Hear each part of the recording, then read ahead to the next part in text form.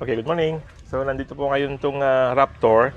Ulitin po natin yung part 1 ng 5 years review. Dahil yung una pong ginawa natin, nung nalobat dahil nag-shutdown yung phone, hindi ko po alam bakit hindi nag-record. So, nasira po yung buong video. Kaya ang na-save lang po is yung part 2. Kaya po nauna yung part 2. So, pasensya na po.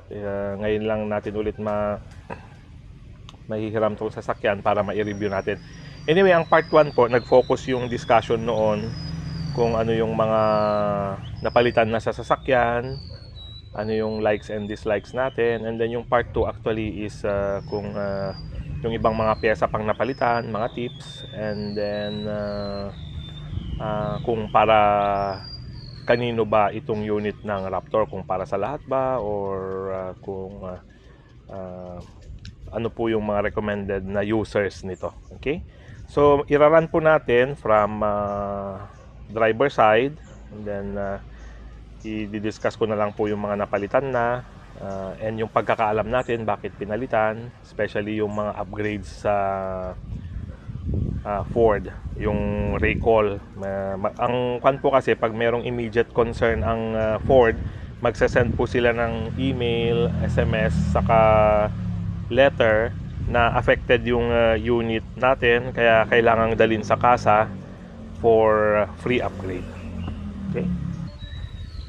Okay, itong unit ko na-purchase siya noong July 2019. Yun po yung time na bumalik na kami rito sa Pilipinas. And ang target na pick up po noon na talagang ipopurchase sana is yung Toyota Hilux lang, kasi yun po yung pinaka murang base unit na 4-wheel drive. Basta ang number 1 po noon na requirement natin is dapat 4-wheel drive para po worry free tayo sa mga pupuntahan natin. Okay? So, bago po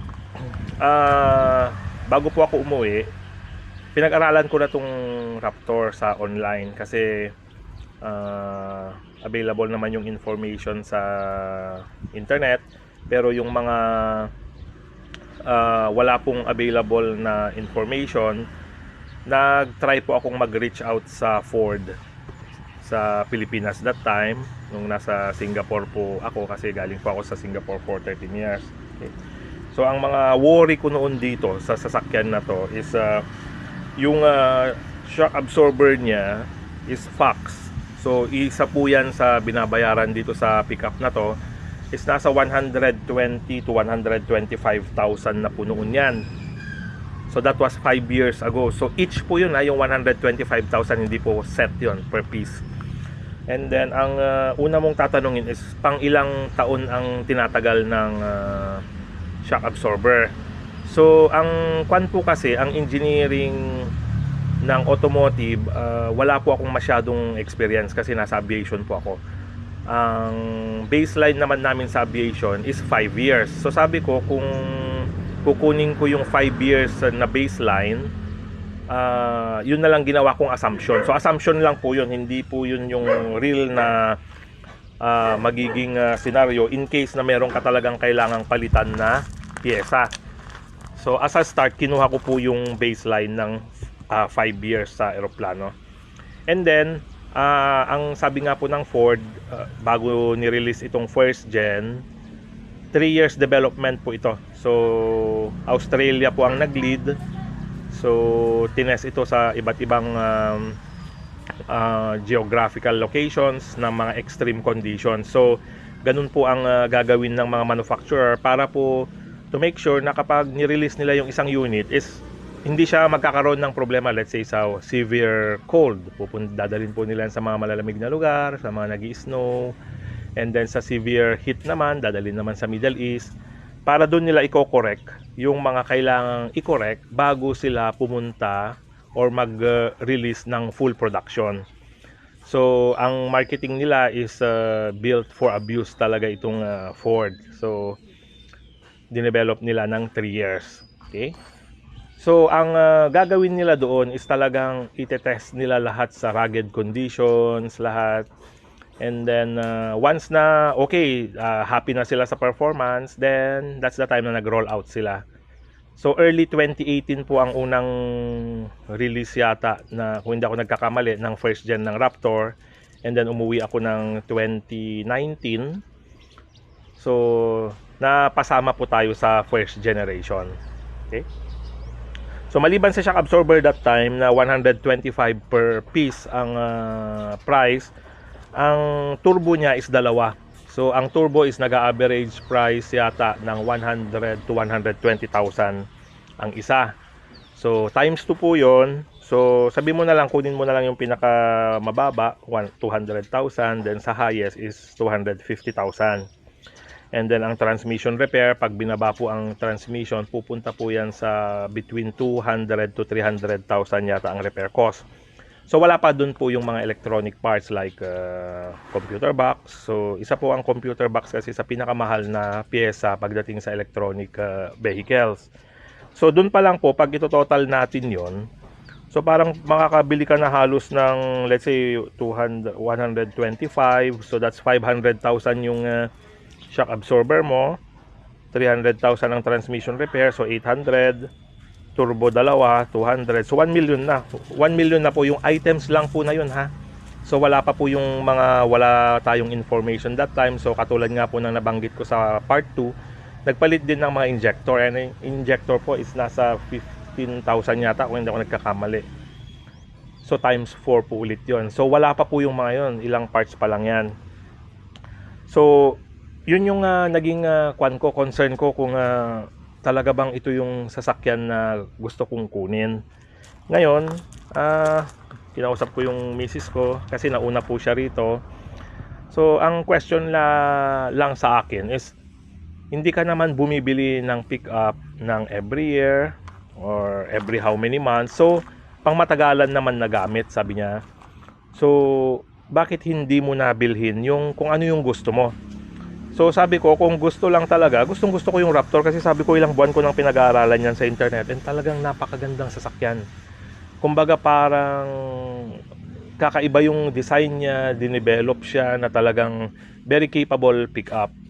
Then yung pagdating sa issues, yun po yung part 2. So I suggest kapag may time po kayo, panoorin nyo yung part 2. In-explain ko po doon kung bakit nagkakaroon ng issue yung isang sasakyan na naka-base din sa proseso ng airline or aerospace industry. Bakit po lumalabas yung mga issues na yon. So sana po, yung sa akin lang is mga coming from my experiences na nasa technical din for 20 years. So 20 years po kasi tayo total nagtrabaho sa eroplano.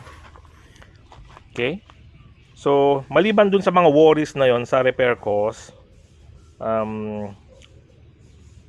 yung mga hidden yun po yung nabanggit ko. Hindi ko alam kung ano pa ang magiging challenges kasi bago po itong unit na to, totally new. Kumbaga wala pa sa market na lumabas na ganitong klase ng pickup. So kumbaga itong Raptor is something new. So wala pong nakakaalam ng future nitong sasakyan na to, kundi yung time kung saan gagamitin natin itong sasakyan na to. Then yung sinasabi nilang only time will tell kung ano ang future niya. So okay, sabi ko, at the end of the day, sabi ko, yun nga yung sabi ng misis ko na hindi ka naman bumibili araw-araw ng sasakyan. So ginaw namin yung Raptor. And then yun nga po, so far 5 years na, and very happy naman po tayo sa performance ng pickup. Yun bang may pupuntahan ka, hindi ka magwo-worry na may stuck ka sa isang lugar kasi very capable po yung pickup. Itong mga sasabihin ko po sa inyo is hindi lang sa sarili kong pananaw, kundi humingi din ako ng input. So lalo na sa misis ko. So very happy siya sa Raptor kasi being a lady driver, parang itong Raptor hindi nagdi-discriminate sa mga lady drivers kasi napaka-friendly niya. Napakagaan dalhin. Yun ang number 1 na comment ng wife ko, na hindi mo akalain na isa siyang malapad na pick-up, na malaking pick-up. Yun nga po, ang downside lang para sa kanila is yung lapad. Medyo nahihirapan sila pagdating sa parking, sa lusutan.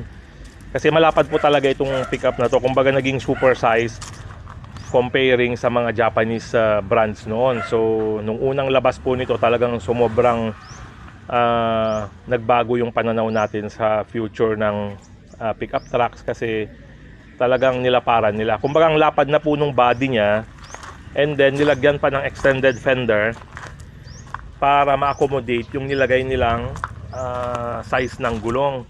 So, nung ready na po kaming kumuha nito, ang ginawa ng Ford, hindi ko po alam dahil yata sa supply chain issue, nagpalit sila ng brand ng gulong. So, from BF Goodrich, kumuha sila sa Goodyear.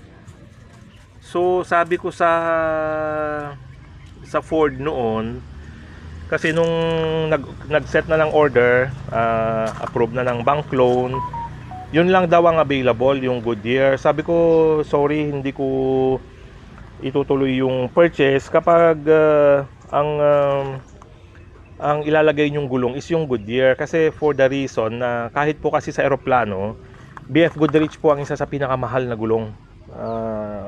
Those, yung quality, iba po. Kaya lang wala naman akong data to support na Goodyear, BF Goodrich talaga ang pinakamaganda. Pero kapag kinukuha ko po yung input ng mga clients natin like other airlines sa Japan, BF Goodrich din po ang pinipili nila. Although mahal, pero sabi nila based sa experience nila, pinakamaganda ang BF Goodrich. So, and then sabi ko kasi sa kanila, sir, nung dinevelop ang Raptor, yan yung gulong na ginamit. So kumbaga, BF Goodrich for the last 3 years ng development, kasama siya. So tested siya. Tapos bigla mong lalagyan ng Goodyear na hindi naman naisama sa development phase. So parang, sandali lang, sure ka ba nakakayanin ng Goodyear yung 3 years na yon? Kasi hindi naman yun yung kumbaga tines noong dinedevelop pa lang yung sasakyan. So luckily, nakahanap sila ng unit na yung BF Goodrich pa rin. And ito po yata yung last na mga units na BF Goodrich na yung nakalagay. Otherwise, it's your choice na lang na buyer kung gusto mong mag-proceed sa purchase. Pero wala silang magagawa kasi ang nakalagay na sa gulong is Goodyear na. So ngayon, nagpalit na rin tayo ng gulong. So kinuha pa rin natin yung BF Goodrich galing sa second gen na Raptor. So hindi ko alam kung lalabas din yung Goodyear sa second gen. Pero ang pagkakaalam ko po, yung second gen, ilinabas nila ulit using Goodrich. Okay? So, yun po yung mga worries. So, in short, nag-proceed po tayo. So, ngayon, ang gagawin natin is iikot tayo dito muna siguro coming from the driver side. So, dito sa driver side, sa side na to, wala pa pong napalitan unless yung gulong lang po. So dito po is gulong na ito including rim ng second gen na Raptor. Okay. Sa harap, lights, wala pa po tayong napalitan lahat sa lights. So very kwan po, napakalasting ng ilaw niya. So yun yung projector light, halogen, same until dito sa kanyang fog lamp. So, sa awa ng Diyos po, hindi pa po tayo nagpalit dyan. Okay. Dito po, all goods. Tail lights, wala pa po. So, wala pa rin napalitan ng bulb dyan. And then, dito po sa plate light, isa po. Isang bulb ang napalitan dito. Sa after 2 years po yata, bago kami nagpalit. Pero lang, isang side lang po. So, ganun po kalasting yung electrical niya sa pagdating sa light bulbs. Okay. Dito naman po ito, napalitan po itong logo na to. One time nagpark ako, then binaba ko tong tailgate niya, nahulog na lang bigla. So ang initial na assumption ko po is sinikwat para kuhanin itong logo. Kaso pag titignan po yung kanyang condition, wala pong sign, wala pong any sign ng tampering or yung force removal.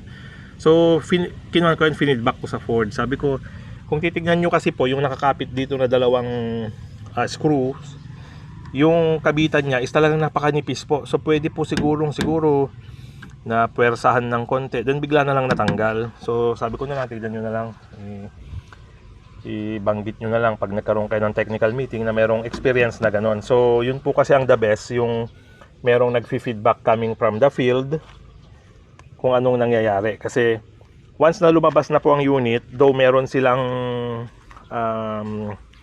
unit na test unit, yung prototype, normally yun po yung ginagamit nilang mga mule po yata ang term nila.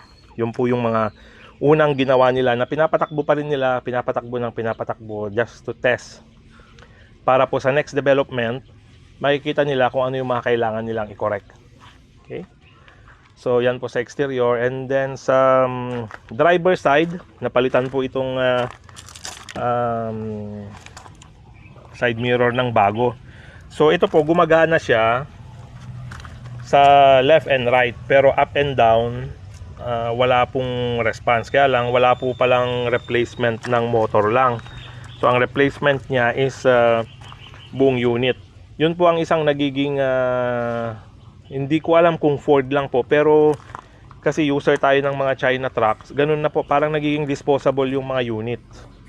So instead of repair, replace. Yun po yung siguro ang magiging future ng maintenance, kasi parang lumalabas kung i-consider nyo po kasi yung labor cost to repair versus to replace, may mga parts po na mas mura pang i-replace kasi yung pyesa bibili ka rin, yung labor magbabayad ka, and then hindi mo alam kung gaano tatagal.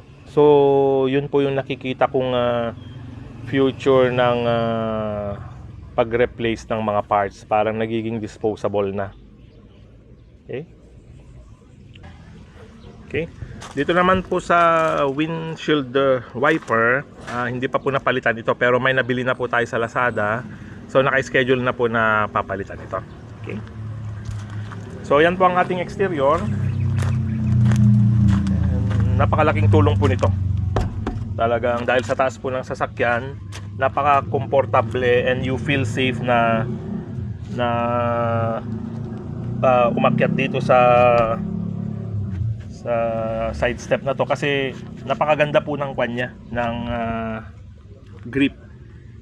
Kung hindi pa ako nagkakamali, magnesium po yata yan, yung or aluminum, not sure. Pupunta na po tayo sa loob naman, pero isa pa pong maganda rito is yung napakagaan po na kwan ng tailgate. Isa po yata sila sa first na nag-introduce ng assisted tailgate.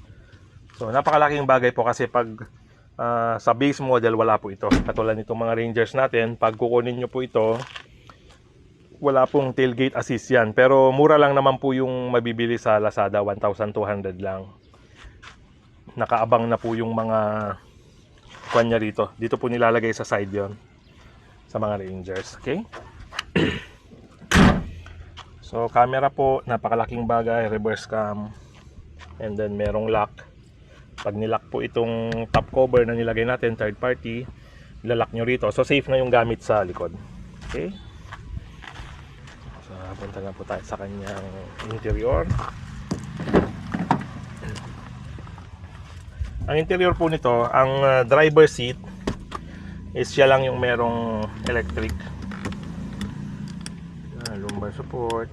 Doon po sa kabila, manual na lahat.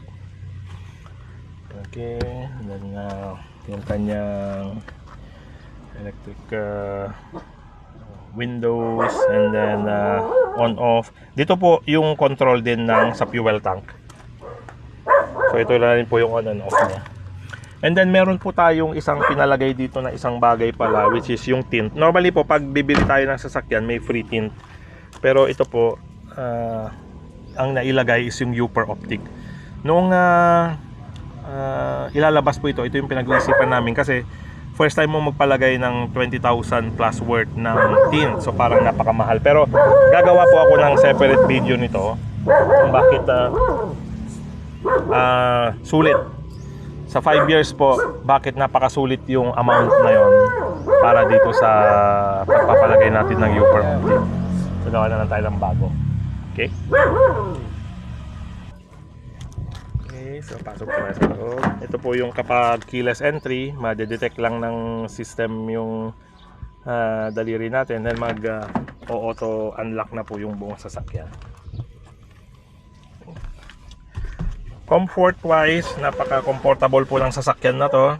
Ganda ng klase ng fabric saka leather na nilagay. So napakatibay po ng leather niya. Knock on wood, hindi tayo nagka problema. And then yung body contour, kapag nakasakay na tayo, talagang hinahag po tayo nito. And then same din po sa likod.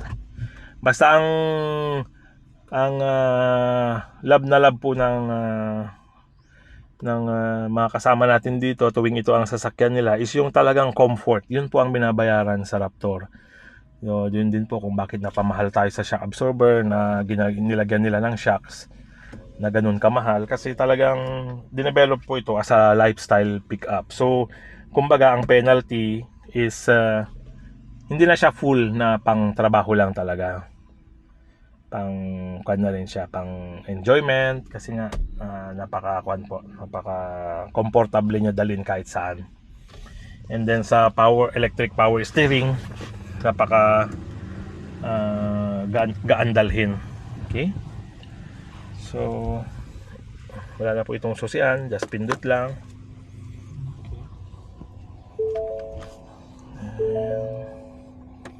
Okay. Yung bagong Raptor ngayon, yung second gen, quad na po ito. Parang sa quad na, sa mga Rangers.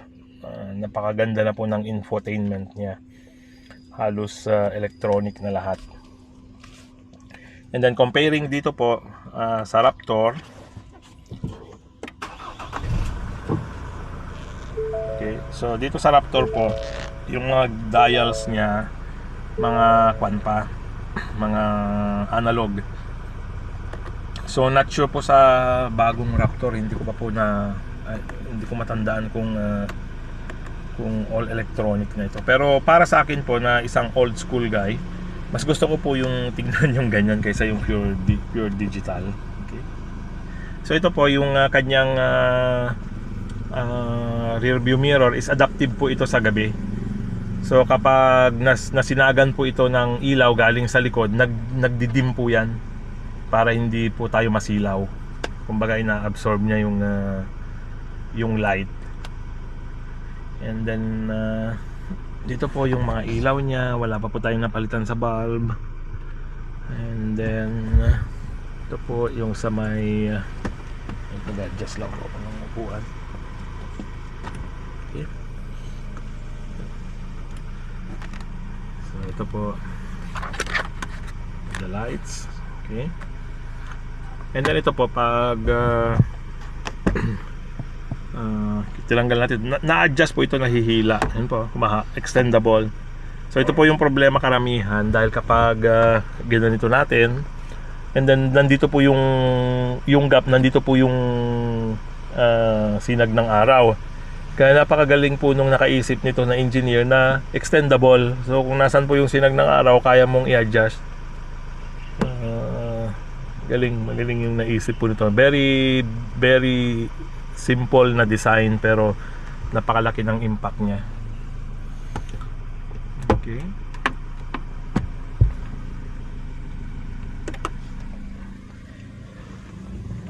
Okay. Ito po is napalitan na. So ang reason po kung bakit napalitan ito is actually hindi naman dahil pag aircon lang po tayo, medyo mainit.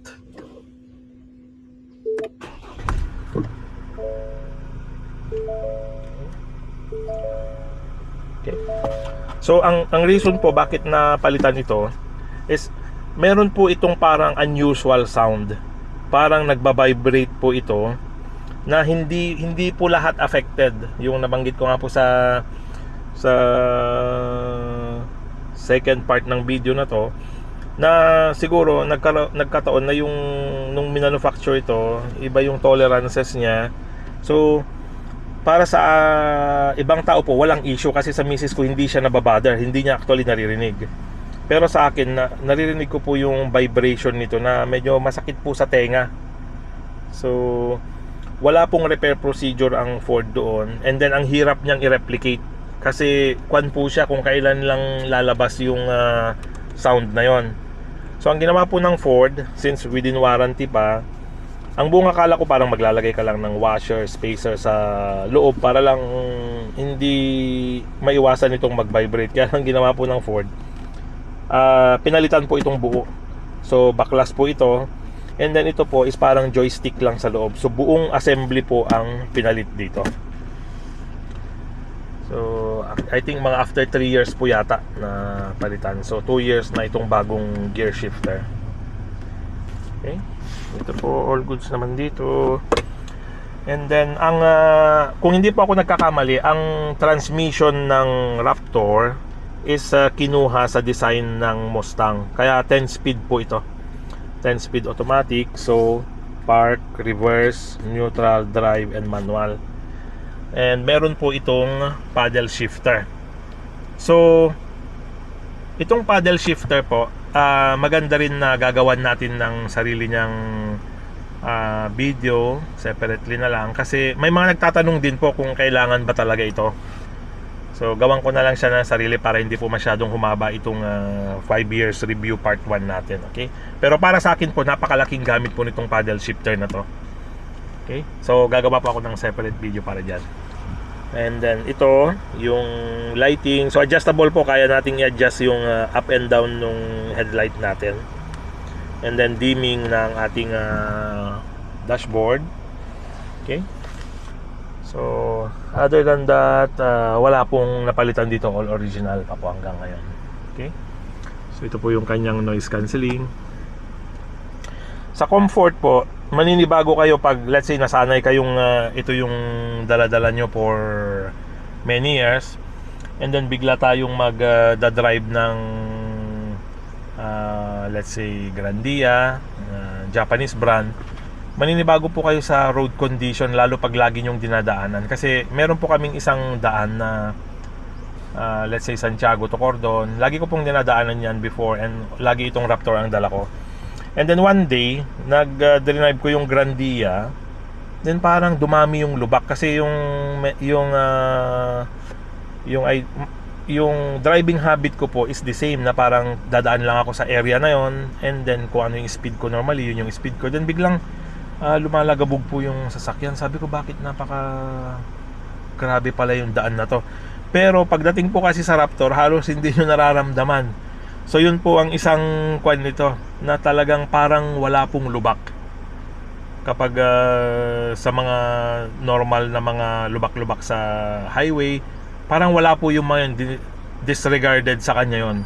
Kaya lang, babalik kayo sa reality once na nag-drive kayo ng mga regular sedan, vans. Kasi yun po yung naging advantage sa ganda ng nilagay nilang shock absorber, with the addition of napakalaking dalig. I mean gulong. Dalig po is gulong in Ilocano. Sorry po pag sasama ko minsan yung Tagalog sa Ilocano.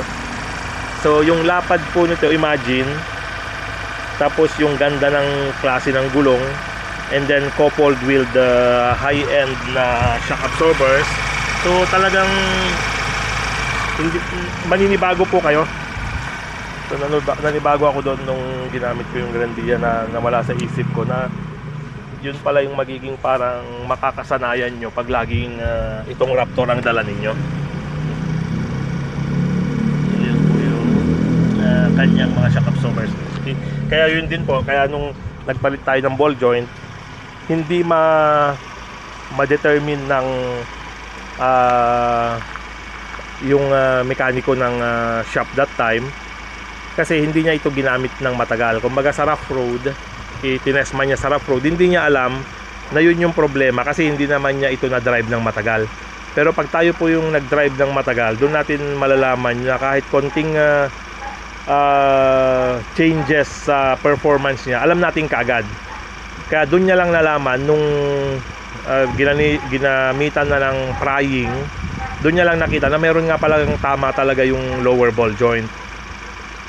Kaso pag normal testing po, and hindi nyo naman laging ginagamit yung sasakyan, hindi nyo siya mamamalayan hindi nyo siya alam na yun na pala yung problema niya, kasi nakaalam lang yung mga matagal na gumamit na may nagbago sa performance niya.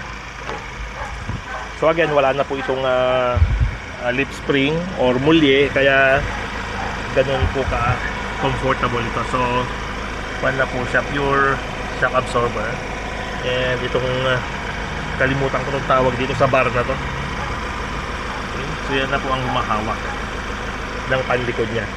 Though comfort, ang penalty po is payload. So from 1,000 na regular na weight limit ng mga pickup, 1 ton, naging 600 na lang po ito. So yun po yung penalty. So sa Rangers wala pong problema kasi pangkarga po talaga ito, mga to, dahil muli po ang likod niya. Okay. Okay, so punta naman po tayo sa makina. Discuss ko naman po yung mga nagawa na rito pagdating sa engine performance.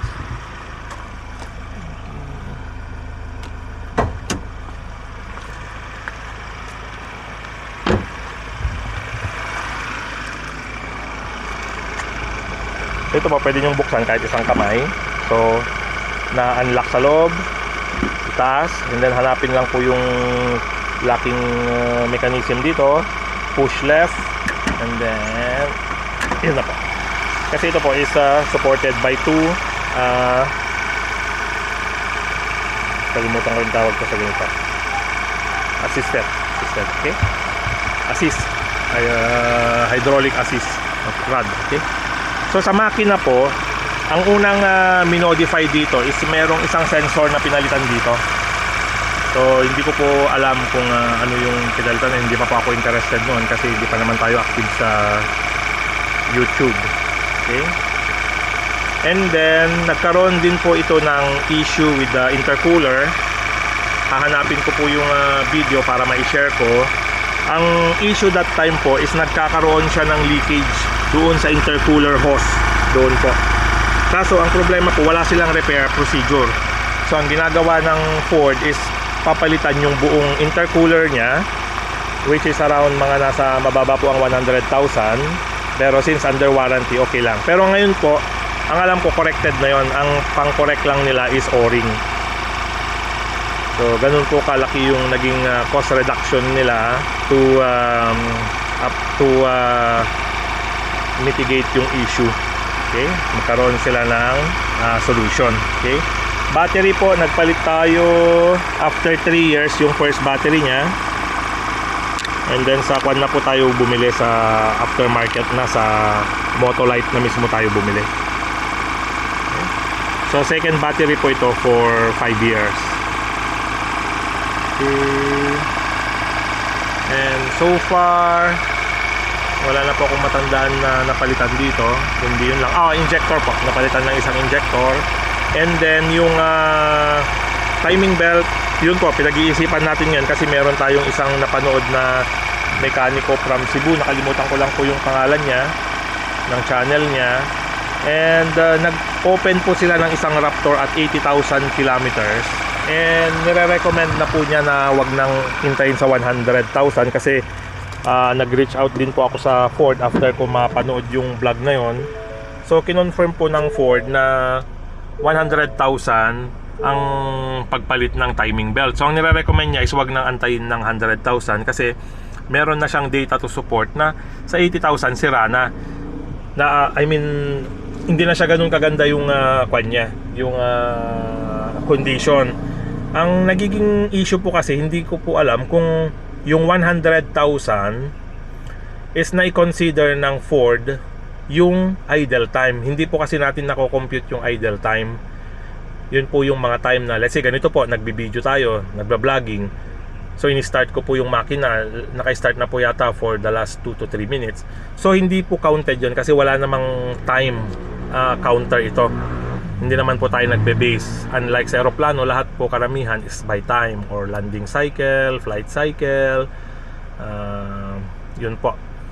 So ito, let's say 79,073, yan po yung mileage pero hindi po niya kinonsider yung mga time na natulog tayo dito sa sasakyan while naka-on yung engine. So wala pong counting yun, hindi na isasama. Okay? Tapos yung isang minodify po sa makina na naglagay sila ng software upgrade, ang natatandaan ko pong issue noon is yung delay ng shifting ng gears. Kasi po 10 speed po ito, napakarami nilang magshi-shift. So parang pagdating po yata sa overtaking, nagkakaroon ng delay sa pag-shift ng gears from lower to high. So ang ginawa po ng Ford nung sinama nila ito sa software upgrade, nung sinasabay ko po kasi yung software upgrade kung non-urgent naman sa next PMS. Ang nangyari po sa software upgrade na yun, tumaas po yung kanya, yung tachometer. So dati po ang natatandaan ko nung bago-bago ito, nasa around 5 to 600 lang yung RPM niya. So nung after software upgrade po, pumunta na siya dyan sa 8 to 900. So ang magiging penalty po nun, tumaas po yung kanyang fuel consumption. So dati nag-average ng mga 10 to 12 yata kilometers per liter. Dito po 7, 8, 9, yun na po ang average niya. Kasi nga po, ang taas nung itinaas nung tachometer idle niya. So paki-correct na lang po sa description kung tama po yung naibanggit kong information tungkol dyan sa upgrade na yan. And then syempre po, pag tinaasan natin yung idling, tataas din po yung wear and tear ng engine. Kasi kumbaga parang mas pinatakbo natin siya ng mas mabilis compared sa dati. So yun po yung nagiging penalty ng mga software upgrade na yan. Okay? So yun po. And then nakalimutan ko pong banggitin, dito naman po sa manibela, ito naman po yung nagiging issue ng dahil nahahawakan lagi, so nasisira na yung rod. And then makikita nyo po ninyo, hindi ko alam kung clear dito. So ito po, nagkakaroon na lang cracking yung leather nya. Pure leather po ito lahat. Pero for 5 years sa kinuan niya, sa tinrabaho niya, maraming ikot na rin po ang nangyari sa steering wheel na to. Okay? So other than that, wala na po akong matandaan na bago rito. So yun pa lang po yung mga major. And then yun po, we have 1,000 kilometers to decide from 79 to 80,000 kung i-go na po natin yung replacement ng timing belt from 100,000 recommendation ng Ford to 80,000. And pag gagawin po natin yun, ipapagawa na po natin sa labas para mas mura, which is kay Hi-Pro, yung ating number 1 support sa pagdating sa parts and maintenance. Kasi malayo pong mas mura kapag doon tayo sa labas nagpapagawa. Anyway, wala na po akong worry kasi outside warranty na siya, kalalabas lang po. 5 years. So after 5 years, wala na po, kahit bumili kayo kay Ford ng additional, hindi na po sila magbebenta.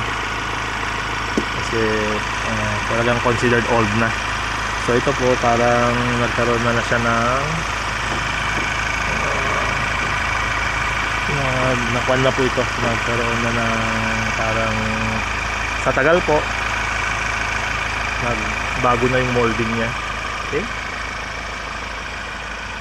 Sa brake pads, nagpalit na po tayo, yata tayo once for 5 years and 80,000, 79,000.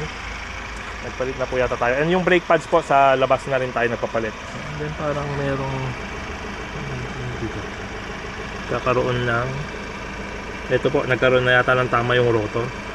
So kailangan ma-check yung brakes nito, baka sumasayad na po. Okay? So mag-i-schedule po tayo ng brakes cleaning and at the same time checking. Okay, so far halos wala naman na po tayong masasabi sa mga napalitan natin dito sa Raptor for the last 5 years. And yun po, kung given the chance na pagbibiyayaan po tayo ulit ng pagbili ng Raptor, so i-consider pa rin po natin. Sabi ko nga sa isang client natin, kung mabigyan lang nila ako ng talagang assurance na magre-rent pa sila ng matagal, then kahit ilabasan po natin sila ng bagong Raptor, then okay lang po. Kasi in a way, sila naman po ang parang magsusupport sa maintenance niya. Dahil medyo talagang may kabigatan po ang maintenance ng Raptor. So 5 years, bantayan po natin yung turbo. Sana not so soon. So yung FAW po, kabibili lang natin ng turbo niya, 29,500. So hindi ko pa lang alam po, mag-start na akong mag-canvas ng Raptor turbo. So lahat po ng maintenance nito, karamihan, hindi na po natin dadalhin sa kasa. Lalo yung mga replacement ng timing belt or mga turbo, ipapa-order na lang po natin. So ito na yung papasok na po tayo sa realidad ng maintenance, na hindi na tayo aasa sa Ford. Kasi talagang kapag doon po natin dadalhin, medyo may kataasan po. Iba po ang price ng kasa sa labas. And hindi lang po yan sa Ford. Lahat po yan, kahit sa mga Toyota, Mitsubishi, Suzuki, Isuzu, ganun po yan. Isa po yan sa mga income nila. Yung pagbenta ng pyesa, ilalagay nila yung brand name nila, which is hindi rin naman sila ang manufacturer. Binibili lang din nila yan sa mga gumagawa ng mga filters, then lalagyan mo ng name ng Ford, then 2-3 times na po yung price difference. So actually galing din po yun, kasi hindi naman po yun ang business nila. Hindi naman po sila gumagawa talaga ng spare parts. Okay, nakakatuwa po yung isa sa XCMG, kasi Isuzu engine po yun, yung bagong bilhin nating equipment na backhoe. Nakalagay sa lalagyan ng filter niya XCMG, pero pag bubuksan mo yung box, nakalagay doon yung gawa ng Isuzu rin yung pyesa. So ganun po, kasi hindi rin naman sa kanila galing. Then si Isuzu po, nilagay lang niya si Isuzu. Pag bubuksan mo yun, baka galing kay Bic yun or Nippon din. So ganun po yun. So isa po yun sa mga, siguro pwede ko rin pong gawan, kasi marami rin nagtatanong kung talaga bang mas sulit sa kasa magpagawa kahit na mas mahal. So gagawan ko po kayo ng video dyan, kasi meron din naman po tayong konting knowledge pagdating dyan. Kasi as early as 2000, year 2000, I mean, nag-maintain na po tayo ng sarili nating sasakyan, which is yung Ford Honda City that time, yung 2001 model natin. And i-explain ko po sa inyo bakit ako na lang po ang nagpapalit that time ng mga pyesa niya. Pero make sure po na yung bibilan natin ng pyesa is talagang mapagkakatiwalaan. Katulad po nito, pag nag-decide tayong magpalit ng timing belt sa labas, make sure na yung ilalagay na timing belt is original Ford spare parts. Ganun din po yon. Nagiging mura lang siya dahil hindi na sa Ford kasa mismo binibili, kundi sa suppliers na. So malaking bagay po yon, napakalaking price difference po nun. And then aircon po pala, ating kaibigan na Cold Point.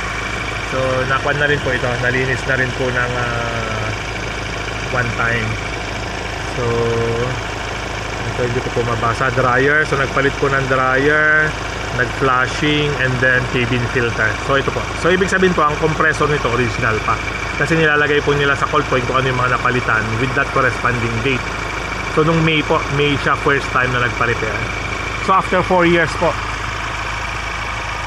sorry, after 5 years rin po yung aircon, and so far so good pa po. Okay, so maraming salamat po. Medyo humaba na yung part 1 natin, nasa 43 minutes na tayo. Sana po nakatulong itong information na to, again, sa mga nagbabalak kumuha ng Raptor. Ito po yung naging experience natin dito sa first gen, kaso lumabas na po yung second gen, so wala pa po tayo nun, so hindi natin alam ulit. Pero ang nagbago lang naman po doon is normally yung mga accessories niya, nagkaroon ng mas maraming electronic. So yun lang po, engine wise the same, and then lumabas na rin po yung gasoline engine model na V6 po yata yun. So yun po ang isang titignan natin. Pag meron pong available sa Ford Isabela, makikiusap po ako sa kaibigan nating si Mr. Kenrick Malana. So sa mga nagbabalak pong kumuha ng Ford unit, message nyo lang po ako para mai-recommend ko po kayo kay Sir Kenrick. Napaka ganda po ng support ng Ford. So kahit saan po tested, hindi lang sa Isabela, again sa Ford Pasig nung nag-support sila, dahil yung isang unit natin, yun po yata yung number 3 na Ranger, siraan ng battery. So napakabilis po ng kwan nila, ng rescue nila. Nagpadala ng yung magdadala ng sasakyan, tow truck. Dinala nila yung sasakyan sa Pasig. Pinalitan ng battery. Then same day po nakauwi rin sa Isabela yung sasakyan. Ganun po kaganda ang after sales ng Ford. Kaya very very happy po tayo. Okay. So ang next po na i-share ko is yung Upper Optic, kung sulit nga ba. And then ano pa yung nabanggit ko kanina, itong kwan po, itong kung kailangan ba talaga ito, paddle shifter, kung gamitin. So i-explain ko rin po yung mga naging experiences ko dyan. And then hanapin ko po yung videos na gamit natin tong sasakyan to para panghila sa mga nabalaho nating equipment on site. So nakapaghila na po ito ng 6-wheeler na Hino na forward size, may laman na imburnal. Nabalaho yung ating mini dump truck po yata, yun po yun, yung mini dump sa site. Hinila rin natin and parang baliwala po sa kanya na hinihila. So yun po yung mga naitulong na nito sa site maliban sa mga site survey. So ginagamit po natin ito kasi mainly sa site survey. Yun po yung initial na pupuntahan natin yung project para i-assess kung ano yung mga kailangan nating gamit, and then mag-estimate ng magagastos. Yun pa yung site survey initial. Okay, so maraming salamat po, and drive safe po lagi. Always maintain being a defensive driver instead of being offensive, para po safe po lahat yung journey natin. And then happy journey, wala pong stress sa pagkikipag-gitgitan, and make sure natin na uuwi po tayo at the end of the day na safe, hindi nasaktan sa ating mga kanya-kanyang pamilya. Okay, so, maraming salamat po, and pakiabangan na lang po yung next videos natin para sa mga other questions dito sa Raptor. Okay, so salamat po at nandito sila lahat ngayon. Kasi bukas, Monday, back to work na naman po sila. Okay?